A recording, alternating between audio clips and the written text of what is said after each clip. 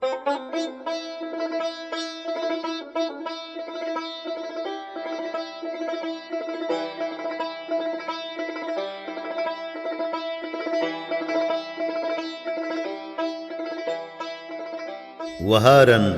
سەیرن سەوزەی دیاران، نمکەوت نەدیدەش چون شەو بێداران. پەی دڵەی مانیای دەروون مەلالان، سایە بەستەوە خەیمەی گوڵاڵان. بۆی یەخەی سەحەر پەی دەماخی دڵ، مانۆوە نەسیم جێبی جەمین گوڵ. چون دێوانەی شۆر ئازیز نەسەردا، شەتاو سەر هۆرگرت وە دەشت و دەردا. توولانی چون هیچ خاتر پڕدەردان، ڕەوان وێنەی وەسڵ گردن بێگەردان.